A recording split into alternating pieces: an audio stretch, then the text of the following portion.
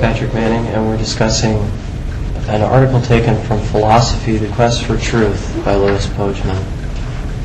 In order to gain an understanding of political philosophy, it would be useful to analyze a prominent Western philosopher to understand one view of the issue. Later, we will compare and contrast his beliefs with a prominent Eastern thinker, the Buddha, in order to have a broad range of opinion on the matter of politics and how it applies best to one's own beliefs and motivations. Let us look at the writings of Brian Barry, Professor Emeritus of Political Science who teaches at the London School of Economics.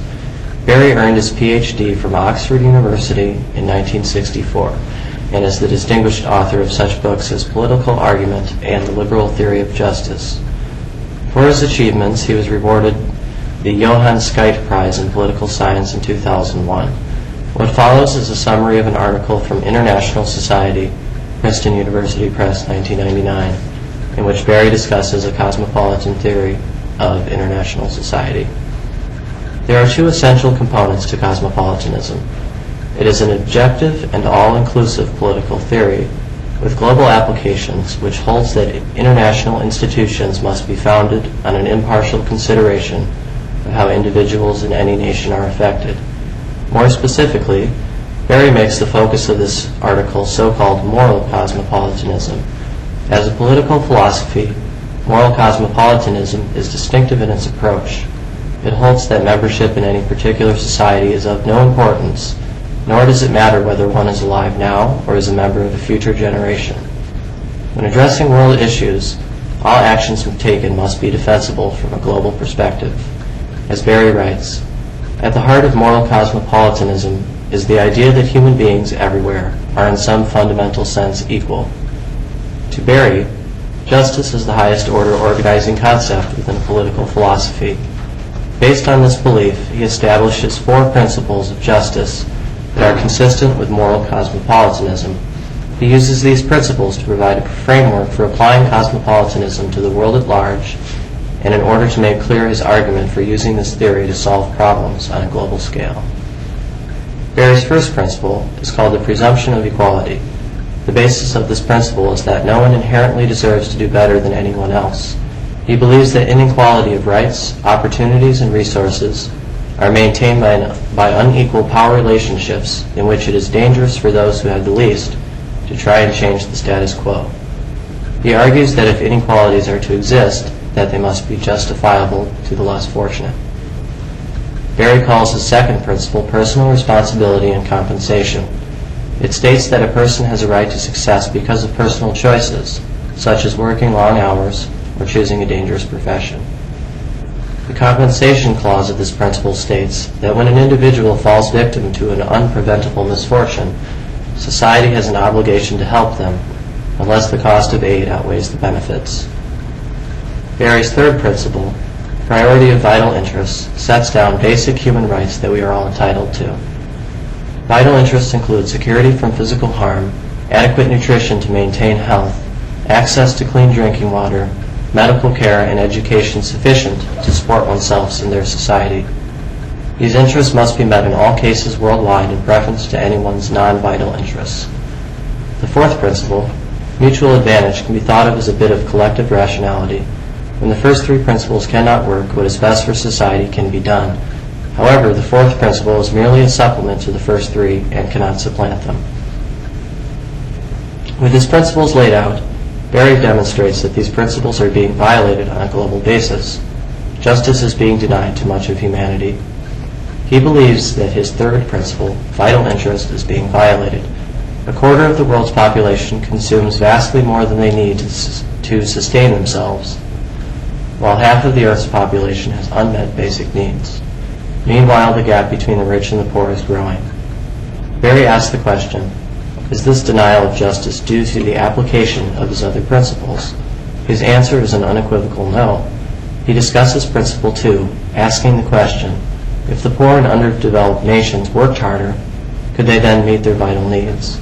This is not the case. He believes that it is unrealistic to think that mere hard work can help individuals to escape their shanty towns. He discusses principle 4, asking the question, is it in the best interest of everyone, or would it unfairly hurt the wealthy nations of the first world to change the status quo. He believes that this is not the case. Not only would wealth transfers from the first to the third world not adversely affect those inhabitants of wealthy nations, but it would benefit the entire world by slowing production, thereby stemming the tide of environmental degradation worldwide. Having made this analysis, Berry comes to the following conclusion. The demands of cosmopolitanism would, I suggest, be best satisfied in a world in which rich people would be taxed for the benefit of poor people wherever they lived. How could the global community best implement a system of international redistribution? Berry proposes several ideas, but we will look at one of them, a model based upon the United States.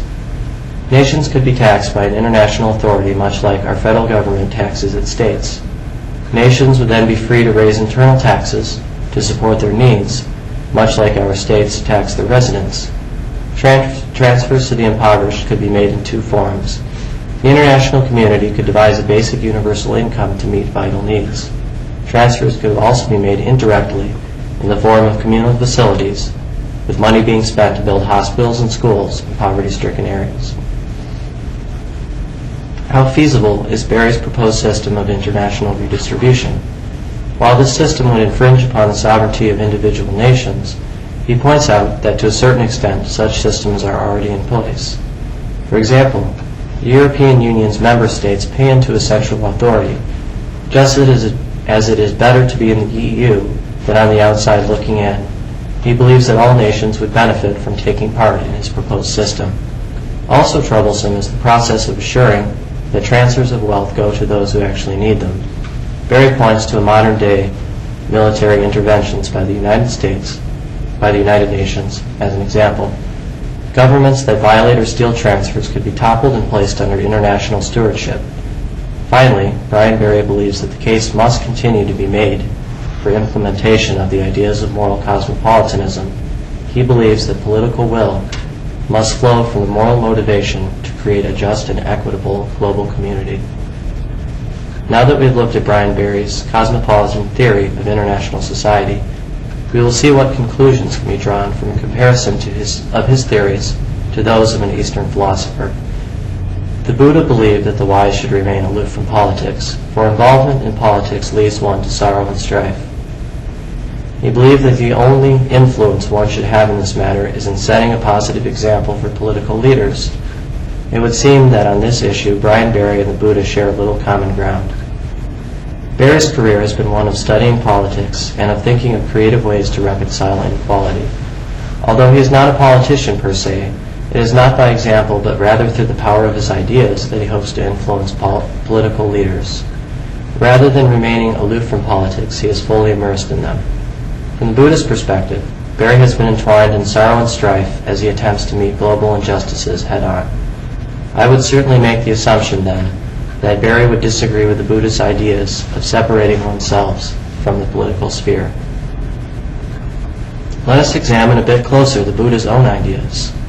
His own focus in life was, perhaps, conquering the problems of living and the roots of unhappiness. That is, he hoped to liberate himself from worldly desires and suffering. The Buddhist approach to ending suffering, then, was conquering problems associated with the self. What follows from this idea of influencing others through right action and through compassion towards others, no matter what the situation. Perhaps Berry's own ideas, too, are nested in the idea of compassion, as he seeks external solutions to problems rather than the internal solutions that the Buddha sought. The point, then, is that although these two philosophers' approaches are different, they may be merely divergent paths to the self-same goal, that of alleviating human suffering. Now, with our analysis complete, the most important question left to answer is of personal nature, whose position more closely matches my own. While politics are indeed, as the Buddha believed, wrought with sorrow and strife, full of machinations and falsehoods, I would argue that politics are too important to completely disengage one's own self from the process. Politics are not some separate entity to be left to less enlightened people. They must be treated as an extension of one's own beliefs. I, like Brian Berry, believe that the current state of the world is not something that can be left to other people. There is sorrow and strife everywhere in our world. The Buddha believed that it could be eliminated within us, and the next logical step, it seems, would be to eliminate it outside ourselves. As Brian Berry believes, political will must flow from the moral motivation to eliminate suffering. While the Buddha declared that the wise must remain aloof from politics, I would argue that Brian Berry has quite a bit of wisdom himself. It is inherently uncomfortable to most to consider the scope of worldwide poverty.